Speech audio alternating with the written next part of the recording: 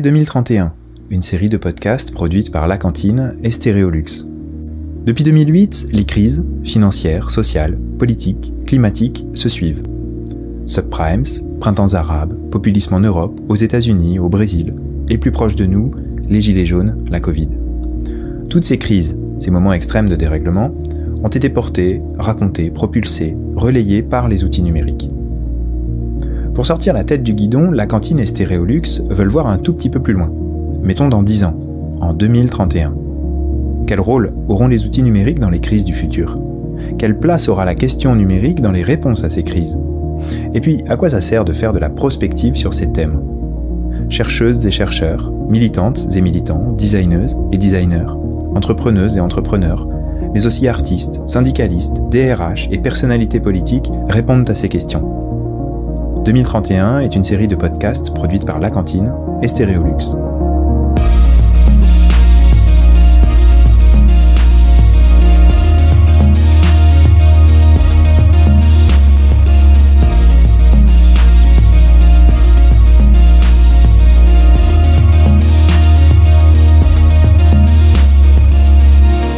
Épisode 2, Surveille ta crise. La surveillance, c'est d'abord une histoire de vocabulaire. Le mot ne s'emploie jamais de façon neutre.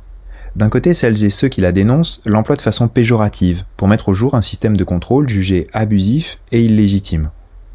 De l'autre, celles et ceux qui la promeuvent font preuve de prudence, ne parlent jamais directement de surveillance et préfèrent parler d'outils de mesure ou de protection de la population. Tenez un exemple. L'ancienne DSI, le service des renseignements du ministère de l'Intérieur. DSI, ça voulait dire Direction de la surveillance intérieure.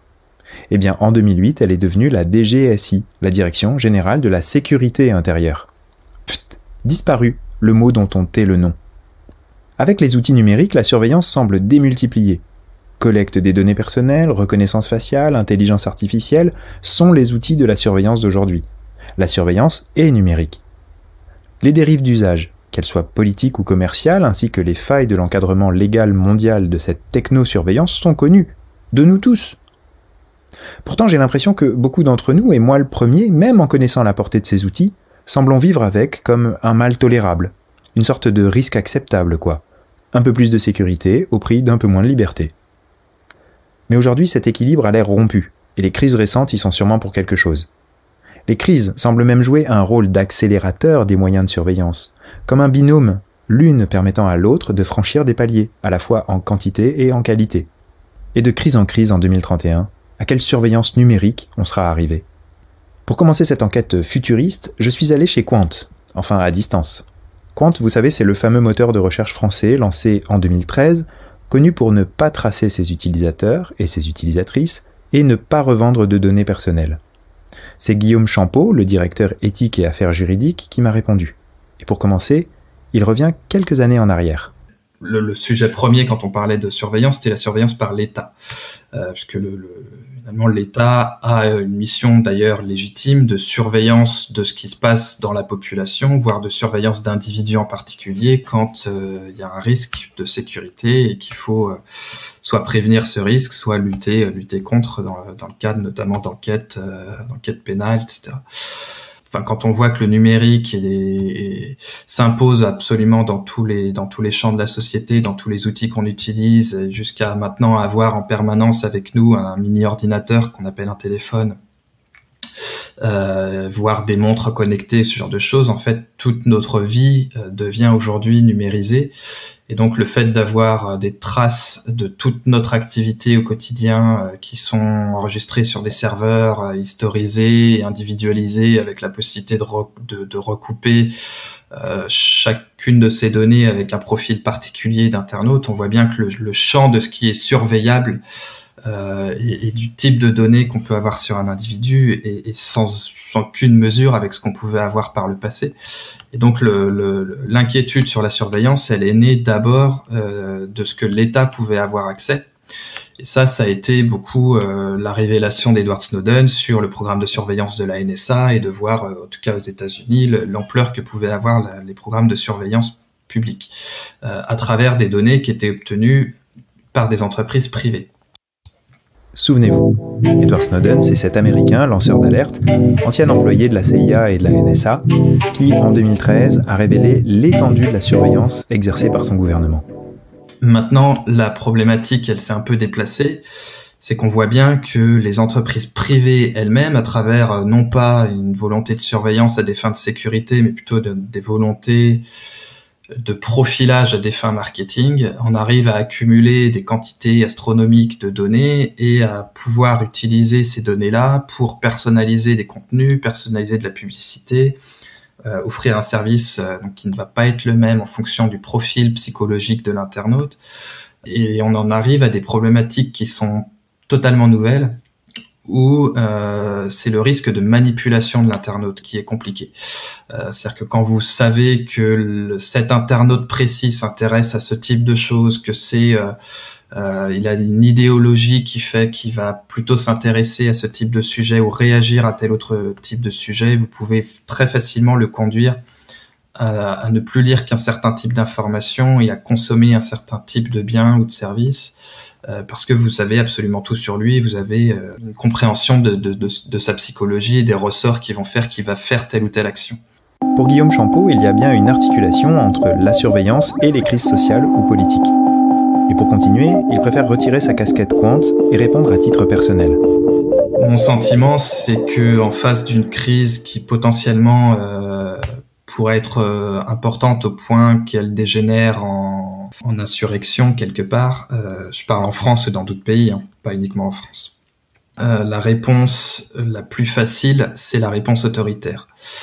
Donc c'est faire en sorte que les gens qui manifestent ne manifestent plus. Et donc nécessairement, le meilleur ami de l'autoritarisme, c'est la surveillance. Ça, on l'a vu dans l'histoire et on le sait très bien. Et donc il y a nécessairement une tentation d'obtenir le maximum d'informations sur qui manifeste, qui est susceptible demain de se révolter, etc. Et donc oui, la tentation d'avoir de plus en plus d'informations, de données, elle est là, de la part de tous les États dans le monde.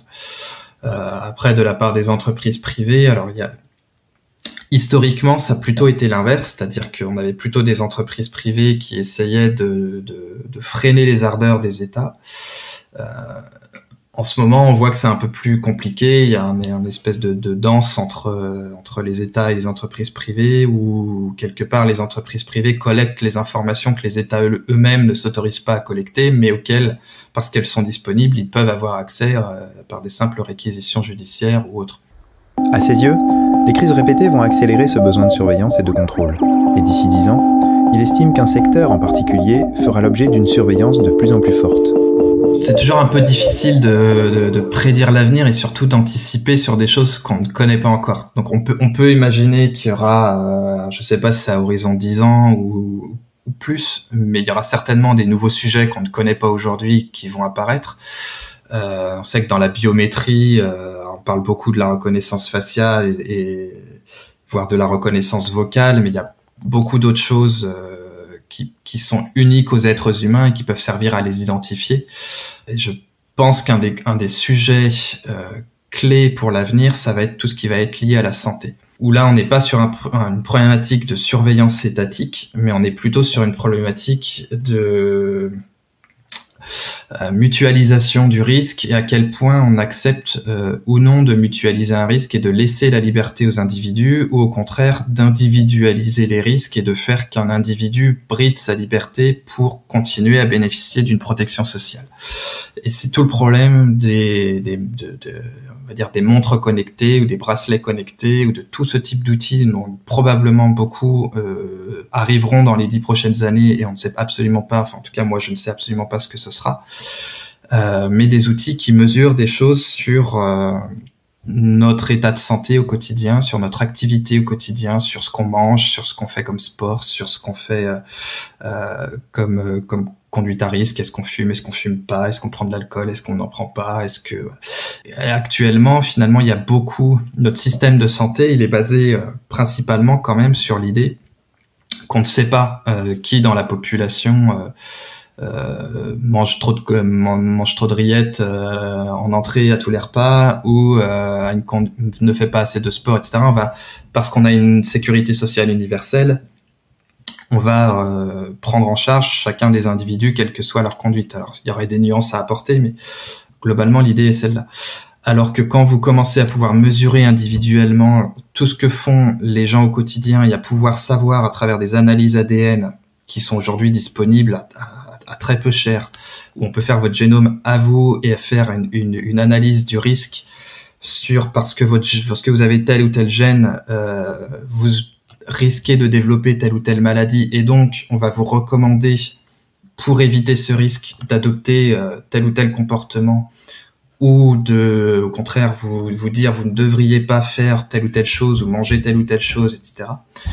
On va individualiser tout ça et si vous ne suivez pas les recommandations qui sont faites par une intelligence artificielle qui va vous dire vous, en fonction de vos risques, vous devez appliquer telle attitude, sinon, on va pas vous rembourser vos frais de santé parce que vous n'aurez pas suivi les recommandations qui ont été individualisées. Ça pose une question, mais énormissime, de qui a le pouvoir de décider de ce que vous allez faire au quotidien. Est-ce que c'est vous, en tant qu'individu, vous avez votre liberté? Est-ce que c'est l'État, parce que l'État va fixer des règles qui sont communes pour tous ou même un certain degré d'individualisation? Ou est-ce que c'est les entreprises privées qui disposent de ce type d'outils de mesure de notre comportement et qui sont en lien avec des assurances de santé qui ont la charge de de rembourser ou non les frais médicaux. Et ça pose pour moi des questions très importantes qu'on va voir se développer dans les 10 prochaines années. Et des questions, énormissimes ou pas, pour bien cerner l'avenir de la surveillance numérique dans les crises du futur, il faut s'en poser plein, même des mauvaises. C'est la méthode de Johan Olivier, vous savez, le designer de l'agence Vraiment Vraiment, qui était déjà intervenu dans le prologue de cette série. Partons du principe que les technologies de surveillance deviennent vachement importantes. D'accord. Bon, alors, il y a des technologies, mais il y a aussi plein de choses qui vont exister autour. Est-ce que l'encadrement législatif va bouger ou pas ? Est-ce qu'on peut partir du principe qu'il a régressé ? C'est possible. Il peut avoir explosé jusqu'à devenir bureaucratique. Alors, qu'est-ce qui se passe entre ces deux variables et comment ça fonctionne ? Est-ce que les gens savent ? Est-ce que la capacité des gens à hacker ce système est développée ou pas dans la société ? Est-ce que demain, on ne comprend pas la technologie qui nous surveille ? Ou est-ce que demain, on maîtrise tous la technologie qui nous surveille ? Si on la maîtrise tous, en fait, on aura tous des moyens de l'utiliser, de le sortir, de le travailler. Il y a des très beaux livres qui travaillent justement sur comment est-ce qu'on va mettre en place des systèmes de contournement. Et puis après, on va aussi se dire, est-ce que ce système de surveillance, il est numérique, il est analogique, est-ce qu'il est animal, est-ce qu'il est humain ? Parce que ça se trouve, en fait, demain, c'est un super système de délation qui est mis en place et avec un chatbot, enfin, j'en sais rien. On n'a pas besoin d'aller regarder dans des technologies très avancées pour pouvoir faire des choses qui sont intéressantes. Donc, se permettre de dire quelles sont les choses que j'emprunte à hier et ce que j'emprunte à demain pour pouvoir essayer de les faire exister collectivement. Est-ce que demain, est-ce que la prise de décision sur la surveillance est automatisée ou est-ce qu'elle est mise sous jury ? Et est-ce qu'on va demander à des jurys de regarder la surveillance qui a été faite ? Enfin, tout ça, c'est des possibilités qui sont hyper diverses. Et j'aurais tendance à essayer de regarder systématiquement ce que ça dessine. C'est quoi ? À qui ça profite et à qui ça nuit ? Parce qu'en fait, c'est là où ça devient intéressant de faire du futur. C'est de se poser la question de ce qu'on en fait. Ce que on en fait. Johan Olivier met le doigt sur un levier important là. La surveillance, nous en sommes collectivement responsables. Elle n'est pas extérieure aux citoyennes et aux citoyens. Elle est construite par elles et par eux. Par nous donc. La surveillance est une question publique, commune, que l'on ne doit pas déléguer, sans quoi le risque est grand de glisser dans la crise. C'est l'avis d'Hélène Maître-Marchois, l'une des cofondatrices du mouvement On est la tech, dont nous parlions dans le premier épisode. Je pense qu'effectivement, il faudra que les gens seront de plus en plus conscients des data, de leur manque de liberté qu'on est en train de grignoter aujourd'hui et qui, d'ici 10 ans, soit on fait barrage, soit on va vraiment se faire truster nos data et se faire enregistrer partout. Et donc là, pour le coup, il faut vraiment que la vigilance commence en 2021 pour qu'en 2031, effectivement, la barrière soit bien admise et que les gens soient conscients. Encore une fois, le côté sensibilisation de la population et vulgarisation par rapport au lien qu'on a aujourd'hui avec le numérique, pour moi, il est crucial aujourd'hui pour que d'ici 10 ans, le quidam moyen soit capable de comprendre quand on lui prend des datas, quand on lui fait accepter des conditions générales d'utilisation qui vont pas, quand il se rend compte que en fait c'est une firme privée qui détient la totalité de ces informations. Quand vous avez votre Google Drive, c'est Google qui est responsable en fait, qui est aujourd'hui propriétaire de vos données. Sensibilisation et vulgarisation des citoyens et des citoyennes. C'est dire que le premier levier est, comme dans beaucoup de domaines, l'éducation. C'est une idée que partage Ksenia Hermochina. Elle est chercheuse au CNRS, au labo Internet et Société, mais elle est aussi designeuse UX, c'est-à-dire en expérience utilisateur, chez Delta Chat, une messagerie privée en code open source. Donc je pense que pendant les 10 ans à venir, on devra passer beaucoup de temps et beaucoup d'efforts à éduquer les citoyens et transformer leur vision et leur auto-conception, leur auto-perception, non pas en tant qu'utilisateur passif, utilisatrice passive, mais plutôt comme co-auteur, co-développeur, co-créateur des technologies. C'est-à-dire qu'on devra faire un pas vers se responsabiliser, commencer à comprendre et à étudier les technologies qu'on utilise et à comprendre que c'est important de savoir qu'est-ce qui est dedans. C'est pour ça que j'ai beaucoup d'espoir envers le logiciel libre et le code ouvert, open source, parce que ça permet aux citoyens d'aller voir qu'est-ce qui est à l'intérieur des outils, des logiciels qu'ils utilisent. Par exemple, quand on choisit un gâteau pour le goûter, on regarde qu'est-ce qui est dedans, on lit les ingrédients. Si on a quelque chose à quoi on est allergique ou si on voit que c'est plein d'ingrédients dangereux potentiellement, on va pas l'acheter. Et la même chose va pour les logiciels. Quand le code est ouvert, ça permet à la communauté de regarder, de vérifier que le logiciel n'est pas malicieux. Et donc, je pense que pour que les internautes puissent se protéger mieux, pour qu'ils puissent migrer vers des outils qui leur donnent plus de sécurité, plus de confort, il faut les responsabiliser. Et il faut peut-être aussi avoir plus d'experts techniques qui regardent pas seulement vers l'entreprise privée, mais qui veulent travailler pour la société civile. Donc, c'est aussi de politiser les développeurs, les ingénieurs, de leur dire que à part l'argent, il y a d'autres motivations pour faire ce qu'ils font. Éduquer, responsabiliser, politiser. Et quand il s'agit d'imaginer 2031, la chercheuse et designeuse veut rester positive.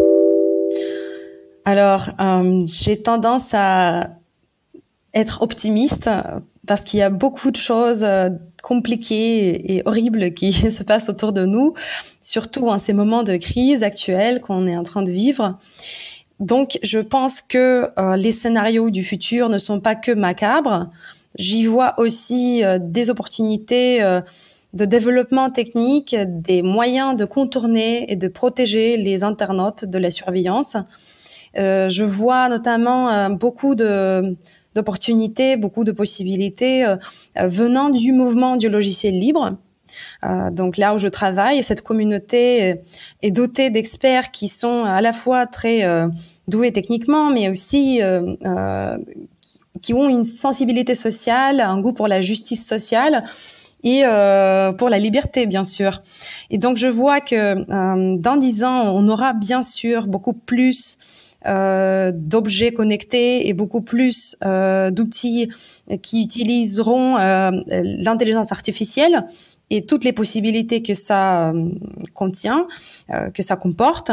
Par exemple, la justice algorithmique qui va peut-être prendre le dessus et la prévision des crimes par les algorithmes à la place de ce qu'on a maintenant. Mais en même temps, les internautes vont pouvoir migrer ou avoir un refuge parallèle grâce aux protocoles indépendants, alternatifs, qui sont en train d'être développés et utilisés maintenant. On a, à part les protocoles qu'on utilise maintenant, qu'on appelle Internet, donc le World Wide Web, on a d'autres réseaux. Le plus connu est celui qu'on appelle Tor, mais on a d'autres réseaux parallèles qui sont pas darknet, mais plutôt des internets de lumière, on peut dire, des protocoles décentralisés, de pair à pair, où pour le moment on n'a que des geeks. Donc les publics qui sont dessus, c'est des experts techniques, mais ils travaillent pour rendre ces protocoles plus utilisables par les citoyens lambda, disons. Et je pense que dans 10 ans, on aura des îlots d'internautes qui vont migrer vers ces internets sans surveillance ou avec peu de surveillance, co-gérés par des communautés. Donc ça va être un web communautaire. Donc beaucoup d'îlots, de fédérations, on peut dire, beaucoup de serveurs, d'instances fédérés et gérés par les utilisateurs qui communiquent entre eux et qui sont plus ou moins protégés. Des îlots d'internautes sans surveillance, co-gérés par des communautés. Voilà à quoi pourrait ressembler ce futur Internet, résilient en cas de crise, mais surtout moins pourvoyeur de crise. Pour devenir populaire, cet idéal doit séduire le plus grand nombre. Et pour cela, les développeuses et développeurs ont un rôle à jouer. Je pense que c'est important pour les développeurs, surtout de comprendre que la technologie n'est jamais neutre et que chaque choix qu'ils font, quand ils développent ou même quand ils commencent à faire une ébauche du futur logiciel, chaque choix technique est un choix politique qui a des conséquences sur le comportement de l'utilisateur, qu'est-ce qu'il peut faire ou pas au sein du logiciel, comment il est représenté par les catégories au sein d'une appli mobile, par exemple. Est-ce qu'il ou elle se reconnaît dans ce langage? Est-ce que le flow, c'est-à-dire le flux des activités au sein d'une appli est humaine ou pas? Comment c'est pensé? De quelle façon le logiciel est construit? Donc effectivement, le choix technique n'est jamais neutre. Et ça, c'est important que les développeurs prennent ça en compte. Et ça va les politiser, pas tout de suite, mais ça aura un effet de responsabilisation sociale. Et la chercheuse donne un exemple de la non-neutralité des outils numériques. Je pense notamment au choix d'architecture. Quand on veut développer, par exemple, une messagerie chiffrée de communication de bout à bout, on peut choisir une architecture classique qui est centralisée, c'est-à-dire que vous envoyez un message à votre ami et le message atterrit sur un serveur centralisé qui est une propriété de quelqu'un, qui est stocké quelque part, etc. Et si il y a un problème, le serveur est le point central de vulnérabilité. C'est très facile donc de casser le système. Or, si vous choisissez une autre architecture, par exemple fédérée, décentralisée, où vous aurez plusieurs serveurs, ça va vous aider à protéger mieux vos utilisateurs. C'est le choix qui est entre les mains des développeurs. C'est eux qui choisissent. Et s'ils choisissent une architecture plutôt que l'autre, les conséquences en sont importantes. La technologie n'est pas neutre. C'est une idée que portait déjà dans les années 50 Jacques Ellul. Ellul était un historien du droit et sociologue qui a beaucoup pensé la question de la technologie. L'outil n'est pas seulement ce qu'on en fait. C'est l'idée que reprend Juliette Grossman, philosophe et co-autrice d'une étude de la FING, la Fondation Internet Nouvelle Génération, étude donc sur la place du numérique dans les crises futures. Elle aussi nous avait éclairé dans le prologue de la série. Penser la neutralité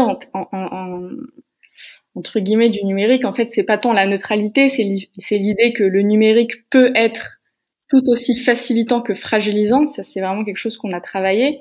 C'est-à-dire comment, parfois, est-ce qu'un même outil peut, s'il est mis au service de l'humain, devenir facilitant et capacitant pour l'individu, que vraiment fragilisant, par exemple, dans une situation de crise où il devient inopérant ou autre chose. Et en même temps, il faut aussi bien comprendre que les outils numériques, les technologies numériques ne sont pas neutres parce qu'elles sont conçues pour les intérêts de certaines personnes. C'est le principe même d'un outil, il est fait pour quelque chose. Et donc, il faut jamais oublier que toutes les technologies, quelles qu'elles soient, numériques ou autres, portent en elles des déterminismes et des manières d'agir, des manières de faire qui existent dans l'outil et qui vont déterminer son usage. Et donc, c'est très important d'avoir une approche, pour le coup, socio-technique des outils et de comprendre que, effectivement, le numérique est un outil et qu'il porte les mêmes enjeux que tous les autres outils, c'est-à-dire pourquoi il est fait, pour qui il est fait et comment est-ce que la manière dont il va être conçu va déterminer la manière dont il va être utilisé. Alors, appliqué aux outils de surveillance, cette absence de neutralité des outils peut commencer à poser problème. Peut-être que le pire qui pourrait arriver, c'est et là pour le coup c'est quelque chose, nous qui nous intéresse beaucoup parce que c'est directement lié au numérique. Le numérique en tant qu'il est une vulnérabilité, voire une problématique vraiment, voire un problème, c'est que on voit aussi que les crises peuvent aussi ouvrir le champ à un certain type d'autoritarisme, comme vous parliez de surveillance tout à l'heure. Qui est une forme d'autorité par la machine. Et ça, c'est quelque chose qui apparaît dans les crises déjà aujourd'hui et qui a tendance à se développer malheureusement. C'est une des problématiques quand on est dans une situation très indéterminée qui est la nôtre, dans le monde en crise, comme on disait tout à l'heure. Face à un tel degré d'incertitude, on peut avoir tendance à aller chercher de l'objectivité pour trouver une forme de sécurité en fait dans la décision. Et cette sécurité va se matérialiser par, en fait, l'automatisation et la confiance absolue dans la mesure. Et c'est le moment, justement, où la crise, en tant qu'opportunité positive, peut ressortir, c'est-à-dire, face à cette automatisation, comment est-ce que la crise, en créant de l'indétermination, peut, au contraire, mettre en capacité les gens, parce que perturbés et parce que mis en situation où le système est perturbé, les gens peuvent aussi au contraire se mettre dans une position de résistance et non plus de résilience, donc de résister aux événements. Et c'est là où le commun intervient, c'est le numérique qui serait non plus au service de l'automatisation, mais au service de la mise en commun. Et avec la mise en commun vient nécessairement la question politique. Quelle société veut-on faire émerger et quelle place pour la technique dans cette société ? Une question très philo, qui finalement s'applique au quotidien dans les lois que votent nos députés, lois qui encadrent le progrès technique et donc le numérique. Diana Filipova est une essayiste et écrivaine qui a beaucoup pensé la question technique sous l'angle éthique. Elle est également conseillère de la maire de Paris sur les questions de numérique et d'innovation. À chaque fois que l'on crée des lois, des réglementations, en période de crise politique, qui sont justifiées par un besoin de sécurité des citoyens, par la raison d'État, par le terrorisme, bien sûr, elles restent la plupart dans le droit général. En fait, c'est une sorte de généralisation, de légalisation, de normalisation d'un droit d'exception.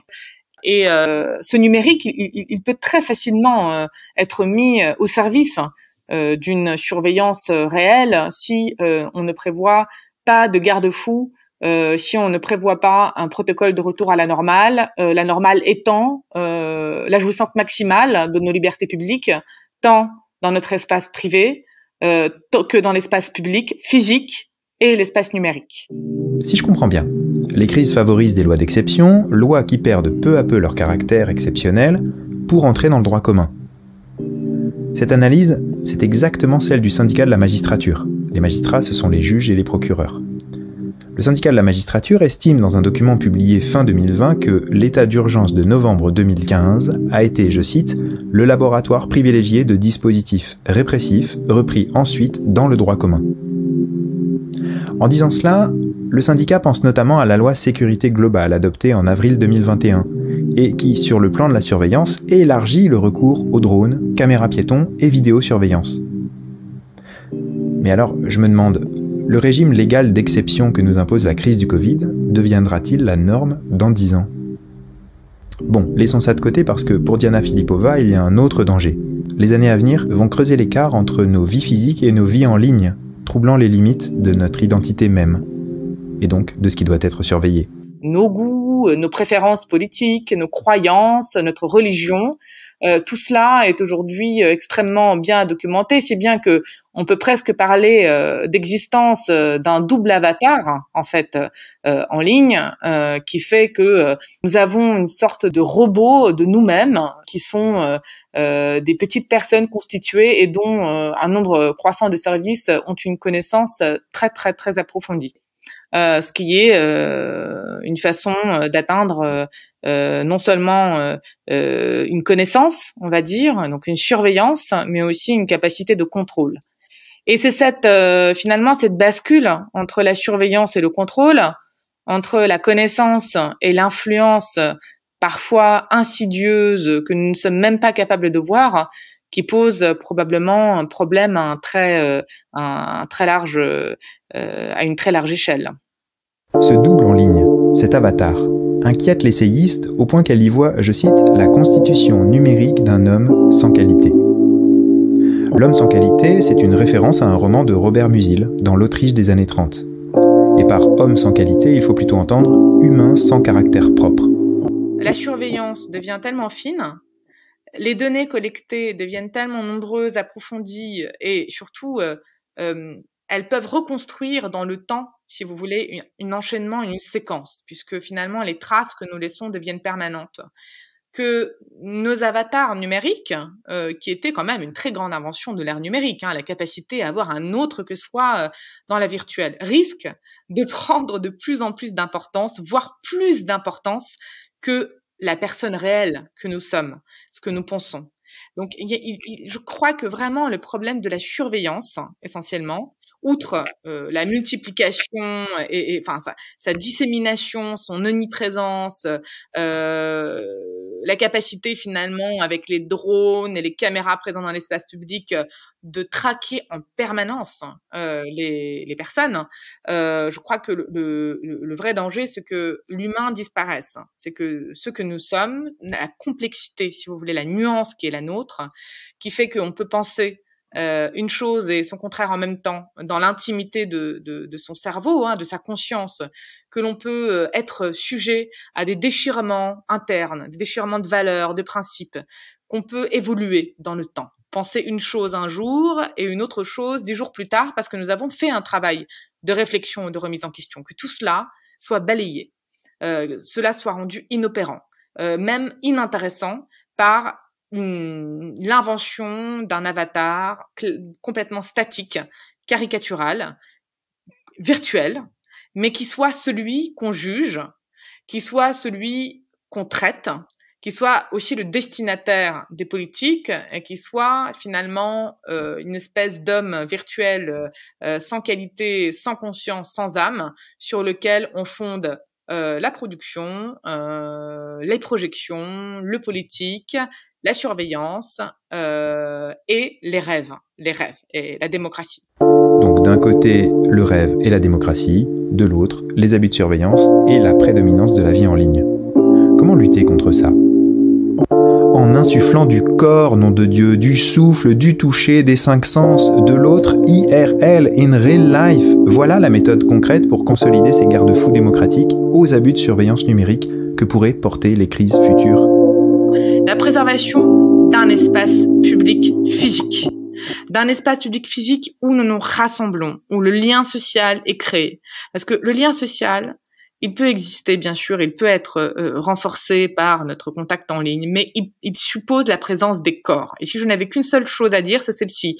Le corps est esprit et le corps doit se mettre en présence de corps de l'autre pour trouver un dialogue, pour trouver un point d'entente, pour trouver une conversation, pour trouver un accord ou un désaccord. Sans cela, nous ne sommes rien. Nous sommes même moins que des robots, parce que les robots, ils ont des corps. Et donc c'est ça qui est particulier et qui est très fort dans toute la science-fiction, que moi j'aime beaucoup dans le cinéma, dans la littérature. C'est justement la corporéité des robots fait qu'une âme est possible. Mais en fait, ce dont on parle aujourd'hui, c'est l'effacement des corps. Et cet effacement des corps, lui, il peut nous faire aboutir à une société très autoritaire où les gens n'existent pas. Et donc, si les gens n'existent pas, il n'y a pas besoin de démocratie. Voilà, donc pour moi, une démocratie envers et contre tout, la lutte pour préserver et pour revenir dans le cas actuel à des libertés publiques actives, universelle, inconditionnelle, reconnue par tous, c'est une condition sine qua non pour qu'on n'aille pas dans cette direction très sombre que je vous ai présentée et à laquelle, au fond, moi, je suis réaliste, mais malgré ce réalisme-là, je ne crois pas que nous allons arriver là-dedans. Ensuite, il faut faire très attention. Et faire attention, c'est préserver le modèle politique qu'est la démocratie, qui n'est pas encore un gros mot et que Diana Filipova considère comme le garde-fou absolu. à force de parler de la démocratie à propos de tout et n'importe quoi, de démocratie dans les entreprises, de démocratie dans la prise de décision pour qui sort la poubelle, j'en sais rien, mais nous en venons en fait finalement à galvauder ce mot qui a pourtant une importance fondamentale, qui est l'ossature même de nos sociétés. Donc je n'aurais pas dit ça il y a 5 ans parce que j'aurais trouvé la réponse trop simple, et je le redis aujourd'hui avec un certain bonheur, parce que c'est très simple et très compliqué en même temps. C'est très simple parce que nous avons la solution et l'antidote à portée de main. C'est très compliqué parce que la démocratie est de plus en plus menacée de toutes parts par tout ce que nous venons de nous dire, et qu'il faut de plus en plus se battre pour préserver non seulement cette forme éthérée, grandiloquente, idéale, qui est portée par des grands textes qui règlent notre vie, et vraiment sa forme active, qui est celle de reconnaître l'égalité entre les individus, qui est celle de reconnaître la création de conditions de leur participation active dans la vie de la cité. Voilà. La vie de la cité, c'est nous tous. La question de l'évolution de la surveillance numérique dans 10 ans, et surtout de sa place dans les crises du futur, n'est pas un sujet qui nous est extérieur, c'est ce que je retiens de cette enquête. C'est nous qui le construisons au quotidien en choisissant nos outils numériques, en refusant de croire à la neutralité de la tech, en maintenant des rapports sociaux physiques nombreux, et en éduquant les générations d'aujourd'hui au code et au numérique. Ce sont les conditions pour que la surveillance en 2031 soit bordée de garde-fous, que ce soit en période de crise ou pas, pour que le numérique évolue vers un Internet de lumière, pour reprendre les mots de Ksenia Hermoshina. Dans le prochain épisode, nous donnerons la parole aux artistes. En 2031, comment l'usage des outils numériques servira leurs projets militants. 2031 est une série produite par La Cantine et Stéréolux.